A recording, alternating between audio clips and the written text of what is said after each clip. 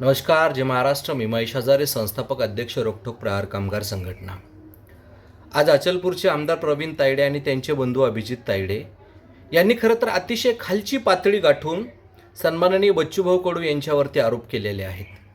म्हणजे स्वतः आमदार झाल्याच्या नंतर काय काम करायचे याची सुद्धा अक्कल नसलेल्या या आमदारांनी बच्चूभाऊ ज्या पद्धतीनं काम करताय याची कुठंतरी सल मनात ठेवून की मी आमदार असताना सुद्धा मला एवढं काम जमत नाही आहे आणि बच्चूभाऊ आमदार नसताना सुद्धा आज संपूर्ण महाराष्ट्रामध्ये एक विरोधी भूमिका घेऊन समोर येत आहेत, तर माझा या ठिकाणी उपयोग काय? एक अशा पद्धतीची कुठंतरी भावना या आमदाराच्या मनामध्ये निर्माण झालेली आहे आणि ही भावना निर्माण झाल्यामुळे खालची पातळी गाठण्याचं काम प्रवीण तायडे या आमदारांनी केलेलं आहे. यांनी काय केलं तर सन्माननीय बच्चूभाऊ कडू यांच्यावरती एक असा आरोप केला आपल्या स्वतःच्या भावाला घेऊन की माझ्या भावाला अपघाताच्या बहाण्यानं किंवा त्याचा सहारा घेऊन जीव मारण्याचा प्रयत्न बच्चूभाऊ कडून केला किंवा अशा पद्धतीचा एक डाव त्या ठिकाणी टाकला. हे अशा पद्धतीचा एक खोटा आरोप त्या ठिकाणी करण्याचं काम या ढोंगी आमदारांनी केलेलं आहे.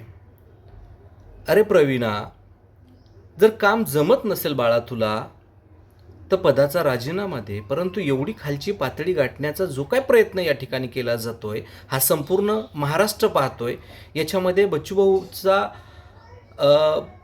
कामावरती किंवा त्यांच्या कुठल्याही कार्यपद्धतीवरती घंटाही फरक पडणार नाही आहे, परंतु संपूर्ण महाराष्ट्र मात्र प्रवीण तायडेच्या तोंडावरती थुकल्याशिवाय राहणार नाही आहे. एवढं घाणेरडं राजकारण आज विरोधकाची भूमिका घेऊन सन्माननीय बच्चूभाऊ शेतकऱ्यांच्या कर्जमाफीसाठी दिवस रात्र त्या ठिकाणी विरोधकाच्या भूमिकेत राहिले आणि जेव्हा कर्जमाफी झाली तेव्हा सत्तेतल्या आमदारांनी सत्तेतल्या मंत्र्यांनी सुद्धा मान्य केलं की बच्चूभाऊंच्या या संघर्षामुळे आणि बच्चूभाऊच्या या आंदोलनामुळे या महाराष्ट्रातल्या शेतकऱ्यांची कर्जमाफी होते आहे. आणि मग एवढं मोठं यश जर बच्चूभाऊंच्या पदरात पडणार असेल तर प्रवीण तायडेच्या पोटात तर निश्चितपणे दुखणारच आहे, कारण भविष्याचा प्रश्न आहे. मालकाला उत्तरं द्यायची आहेत आणि मग मालकांनी जर वरून आदेश दिले की बाळा तू काय करतो आहेस, आमदार नसणारा माणूस संपूर्ण महाराष्ट्रामध्ये रान उठवतोय आणि तू तर आमदार आहेस, मग कुठंतरी याची एक मनाला सल लागली असेल आणि मग हा एक घाणेरडा आरोप त्या ठिकाणी करण्याचा प्रयत्न प्रवीण तायडे यांनी केलेला आहे.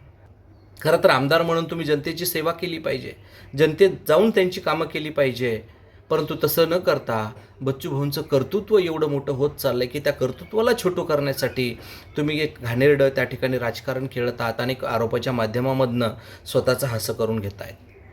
येणाऱ्या काळामध्ये हा तपास होईल, तपासाच्या माध्यमामधनं सर्व सत्य समोर येईल, तेव्हा तुम्ही कशा पद्धतीनं तोंडावर आपटणार आहे संपूर्ण महाराष्ट्र निश्चितपणे बघेल.